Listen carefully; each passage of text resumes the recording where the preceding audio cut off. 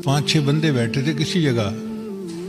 اس زمانے میں کنکریٹ کی چھتیں نہیں ہوتی تھی، سرکنڈے کی چھت ہوتی تھی، کانے کی چھت. تو چھت سے ایک سانپ گرا ایک بندے کے اوپر. اب اس بندے نے جو اپنا ہاتھ ہلایا تو وہ سانپ دوسرے پر گرا، دوسرے نے ہاتھ ہلایا وہ تیسرے پر گرا، تیسرے نے کیا تو وہ چوتھے پہ گرا، اور چوتھے نے ہاتھ ہلایا تو 5ویں گرا، اور 5ویں کو اس نے ڈس لیا. اب 5واں بندہ مر گیا. اب فقہا میں ایک بحث چل پڑی کہ جی دیت کس کو دینی چاہیے. ایک ہوتا ہے قصاص، جب ارادے سے کسی کو قتل کیا جائے نا اس کا قصاص ہوتا ہے، اور ایک ہوتا ہے بغیر ارادے کے کوئی قتل ہو جائے اس کی دیت ہوتی ہے، خون بہا دینا پڑتا ہے. اس کی مثال یوں سمجھے کہ آپ گھر سے گاڑی لے کے چلے، جی میں جمعہ کی نماز میں پہنچ جاؤں، دیر ہو رہی ہے.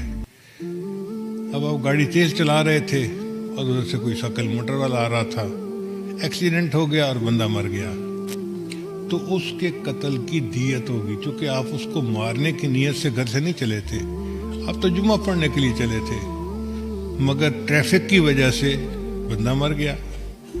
تو جو غلطی سے بندہ مر جائے اس کی دیت ہوتی ہے. اب وہ جو بندہ مر گیا اس کی دیت کون دے؟ پہلا دے، دوسرا دے، تیسرا دے یا چوتھا دے؟ 5واں مرا تھا.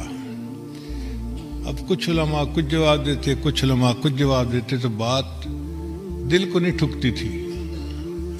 لوگوں نے کہا کہ یہ بات تو پھر ابو حنیفہ کے پاس ہی جا کے سلجھے گی. چنانچہ وہ ابو حنیفہ رحمۃ اللہ کے پاس آئے، حضرت مسئلہ ہے، اور جواب دینے والے بھی نا کلیئر جواب نہیں دے پا رہے کہ کون ذمہ دار ہے. کیا چاروں مل کے دیت ادا کریں، یا پہلا دیت دے، یا آخری والا دیت دے، یا کوئی بھی دیت نہ دے؟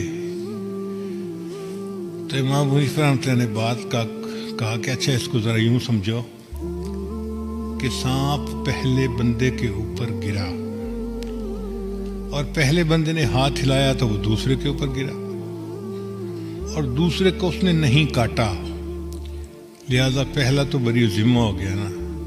اس کا عمل اتنا ہی تھا، اس کے عمل سے کوئی نقصان نہیں ہوا، لہذا پہلا بندہ بری ذمہ ہو گیا. پھر دوسرے نے تیسرے پہ پھینکا، تیسرے کو بھی نہیں کاٹا تو دوسرا بھی بری ذمہ ہو گیا.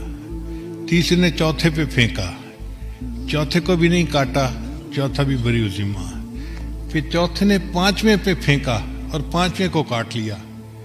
تو اب یہ دیکھنا پڑے گا کہ 5ویں کو اس نے فوراً کاٹا یا تھوڑی دیر کے بعد کاٹا.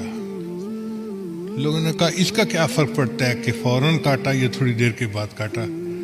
فرمایا اس لیے کہ اگر فوراً کاٹ لیا تو چوتھے کو دیت دینی پڑے گی، اور اگر کچھ دیر کے بعد کاٹا تو جس طرح پہلوں کے لیے جان بچانی فرض تھی اس پر بھی تو فرض تھی نا، اس نے کیوں نہیں اپنی جان بچائی؟